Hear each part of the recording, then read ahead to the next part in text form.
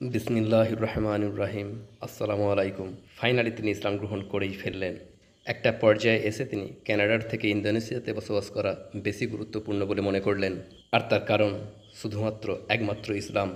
নিজের স্ত্রী ও সন্তান সহ ইন্দোনেশিয়াতে বসবাস করার মোটিভেশনটা আসলে এসেছে এক বিশেষ আকাঙ্ক্ষা থেকে, আর তা হলো ইসলামিক পরিবেশে নিজের পরিবারকে নিয়ে বসবাস করা। As a Muslim revert, I could say from firsthand experience that the Islamic way of life is easier than the old way of ignorance. তিনি বলেন, একজন মুসলিম রিভার্ট হিসাবে আমার নিজের ব্যক্তিগত অভিজ্ঞতা থেকে বলতে পারি যে ইসলামিক জীবনযাপন পদ্ধতি আমার অজ্ঞতার জীবনযাপনের থেকে অনেক বেশি সহজ। তো এভাবেই এই ভাইয়ের কাহিনী শুরু হলো। তো ঘটনা হলো, একটা সুন্দর সকালে অ্যান্ড্রু হাইমার্সের কাছে এক অপরিচিত ব্যক্তি এসে হাজির হলেন। তিনি এলেন এমন এক প্রশ্ন নিয়ে যা তার জীবনটাকে পুরোপুরি চিরদিনের মতো বদলে দিল। তিনি প্রশ্ন করলেন, ইসলামের ব্যাপারে আপনাকে মিসগাইড করা কি সম্ভব? আর এই প্রশ্নটাই শেষ পর্যন্ত অ্যান্ড্রুর ধর্ম নিয়ে ধারণাটাকে পুরোপুরি বদলে দিল, আর শেষ পর্যন্ত তিনি ইসলাম গ্রহণ করলেন। এখন বিষয়টা হলো, অ্যান্ড্রুর জন্ম কানাডাতে, আর বর্তমানে তিনি কর্মরত ইন্দোনেশিয়াতে একজন সিনিয়র ইংলিশ টিচার হিসাবে।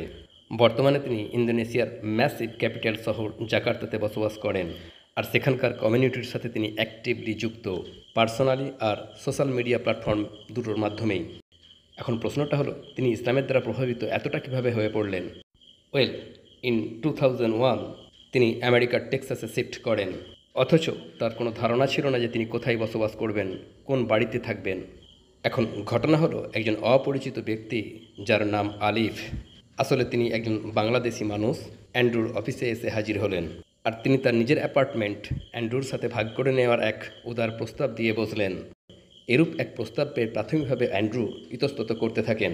হি ওয়াজ সামহট হেজিট্যান্ট টু অ্যাকসেপ্ট দ্য প্রপোজাল, কিন্তু ইভেনচুয়ালি শেষ পর্যন্ত অ্যান্ড্রু তার এই প্রস্তাব গ্রহণ করলেন, কারণ তিনি কোনোভাবেই আলিফ নামক এই মুসলিমের জেনুইন ও আন্তরিক প্রস্তাব এড়াতে পারছিলেন না। অ্যান্ড্রু নিজের অন্তর থেকে আলিফকে কোনোভাবেই না বলতে পারছিলেন না। আলিফের সাথে বসবাসের সময় অ্যান্ড্রু একটা পর্যায়ে মন্ত্রমুগ্ধ হয়ে পড়লেন, আর তা হলো আলিফের সরলতা আর তার লাইফস্টাইলের ডিসেন্সি দেখে। কারণ আলিফের লাইফস্টাইলটা ছিল এমন যা অ্যান্ড্রুর জীবনধারার থেকে সম্পূর্ণরূপে বিপরীত। আর এর কারণ অ্যান্ড্রু বুঝে গিয়েছিলেন, তা হলো ধর্ম। তবে অ্যান্ড্রু ধর্ম নিয়ে আলোচনা অ্যাভয়েড করেই যাচ্ছিলেন। সময়ের সাথে সাথে অজান্তেই অ্যান্ড্রু আলিফের সাথে ধর্ম নিয়ে আলোচনায় যুক্ত হয়ে পড়লেন। একটা পর্যায়ে আধ্যাত্মিকতার গভীরে আলোচনা করতে করতে আলিফ অ্যান্ড্রুকে প্রশ্ন করে বসলেন, আপনি কি ইসলাম নিয়ে মিসগাইডেড হয়ে আছেন? কিছুটা সময় নিয়ে অ্যান্ড্রু উত্তর দিলেন যে হ্যাঁ, আই অ্যাম সামহট মিসগাইডেড। আর এটাই ছিল তার জীবনের চেঞ্জিং পয়েন্ট।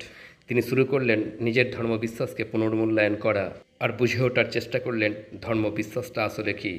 তিনি বলেন, I met a man from Bangladesh when I was in Texas. Oh, okay, okay. And I just moved there to Dallas, and he was living there. Dallas, Texas. That's right. Okay. And I was looking for an apartment. And he just walked into my office and said, "Hey, I'm Olive. I have an apartment. You want to rent here?" And I thought he was really strange. He told me he was Muslim and it's important for Muslims to take care of wayfarers. I didn't understand any of that. Okay. And so he took me, showed me his apartment, and I did rent a room from him. And he would chat with me about Islam. আর তিনি আমাকে ইসলাম নিয়ে challenge করে বসলেন। তবে সে সময় আমার কোনো প্রকার ইন্টারেস্ট ছিল না। সত্যি কথা বলতে কি, ধর্ম নিয়ে আমি কোনো কিছুই জানতাম না। তিনি প্রশ্ন করলেন, এটা কি সম্ভব যে আপনি মিসগাইডেড হয়ে যাবেন ধর্মের ব্যাপারে? Okay. He asked you that? Yeah, just out of the blue আমি ভাবলাম নিশ্চয়ই এটা সম্ভব। আর তখনই শুরু হলো কিছু সিরিয়াস প্রশ্নের। তিনি ইতিমধ্যেই নিজের জীবনে কিছু সিরিয়াস সমস্যার সম্মুখীন। তার প্রথম স্ত্রীর সাথে বৈবাহিক সম্পর্ক স্থায়ী হয়নি, and they ended up getting divorced. তো 2004 সালে তিনি স্থির করলেন যে নিজের ধর্মবিশ্বাসকে নিয়ে তিনি ইভালুয়েট তথা পুনর্মূল্যায়ন করবেন, যাতে করে তিনি তার প্রশ্নের উত্তর খুঁজে পেতে পারেন। আর তাই তিনি বিখ্যাত সব সেলফ হেল্প বুক পড়ে ফেললেন, যেমন হাইলি ইফেক্টিভ মানুষদের 7টা হ্যাবিটস, লেখক স্টিফেন কোভি। এই বই থেকে তিনি খুব বেশি একটা সাহায্য পেলেন না, কিন্তু সেই বইয়ের শেষ পৃষ্ঠায় তিনি কিছু ধর্মীয় বইয়ের লিস্ট দেখতে পেলেন, আর সেই সমস্ত বইগুলো তিনি পড়ে দেখার কথা ভাবতে শুরু করলেন, যেমন the Bhagavad Gita and the Bible. আর হাতে একটা কোরআন পাওয়ার উদ্দেশ্যে তিনি কানাডার এক পুরাতন বইয়ের দোকানে পৌঁছে গেলেন, আর একটা ট্রান্সলেটেড ভার্সন কিনে আনলেন বাই মারমার্ডিক পিকথল। তিনি বলেন, and then I went back to a book that I had read years prior called The 7 Habits of Highly Effective People by Stephen Covey. So I read that again, hoping to find some answers. Nothing really happened for me until I got to the back of the book, and there was a list at the back called Wisdom Literature. And I just started to methodically read over the books in that list, including some religious books like the Bhagavad Gita, which I read. I thought, okay, that's pretty good. And then eventually I got to the Quran. I thought, oh, okay, it's translated by Muhammad Marmaduke Pickthall, a very specific translation. And so I thought, well, where do I get the book? So I ended up going to a used bookstore back in Winnipeg at the time. And I went to the religious section. And sure enough, there was one old dog-eared copy of this particular translation of the Quran. So of course I bought it. আর ঘটনাক্রমে কোরআন তার সমস্ত প্রশ্নের উত্তর দিয়ে দিল।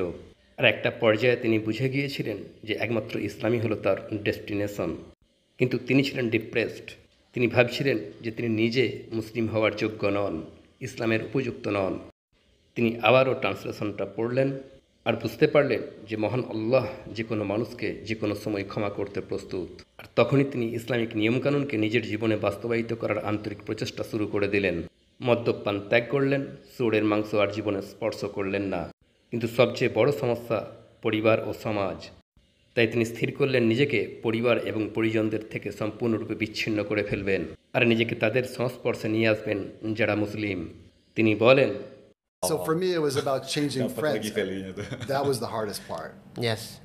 Not the alcohol, But the abstinence, but circle. changing. Yeah, like that was the hardest because I had to have all new friends, whole new everything. I knew no Muslims in Canada, not a single person. 10টা বছর ধরে Islamic নিয়মকানুন শেখার পর Andrew decide করলেন যে তিনি নিজের জীবনে একজন সঙ্গীকে আনবেন, এমন একজন সাথী যে তার ইসলামিক জার্নিতে সাহায্য করবে। ইন 2013 তিনি আবারও বিবাহ করলেন। একটাই উদ্দেশ্য যে একজন মুসলিম মহিলাকে নিজের জীবনে আনয়ন করা, এমন একজন নারী যিনি কানাডাতে বড় হননি। ফেট স্মাইল্ড আপন হিম। তখন যখন তিনি তার হবু স্ত্রীকে কানাডাতে দেখলেন, an Indonesian girl. In 2014 they got married. আর তার 3 বছর পর তারা দুজনেই ইন্দোনেশিয়াতে পৌঁছে গেলেন। তিনি পেয়ে গেলেন এমন একজন সাথীকে যিনি তার জীবনকে ইসলামিক পথে চালনা করাতে সাহায্য করতে থাকলেন। এমন এক মহিলাকে পাশে পেয়ে অ্যান্ড্রুর পক্ষে নামাজ কায়েম করা, রোজা রাখা সহজ হয়ে উঠল। আর শেষ পর্যন্ত 20টা বছর ধরে ইসলামিক জার্নির পর তিনি ইসলাম গ্রহণ করলেন। তার transformation from skeptic to believer, from lost soul to devout follower, সব কিছুই সৌভাগ্যের দ্বার প্রান্তে পৌঁছে দিল, চিরস্থায়ী সফলতার দ্বার প্রান্তে। অ্যান্ড্রু বাংলাদেশি আলিফের কাছে খুবই কৃতজ্ঞ। তিনি তার জীবনে না এলে হয়তো অ্যান্ড্রু কখনোই ইসলাম খুঁজে পেতেন না, আর ইসলাম ছাড়া তার জীবন মিনিংলেস হয়ে যেত।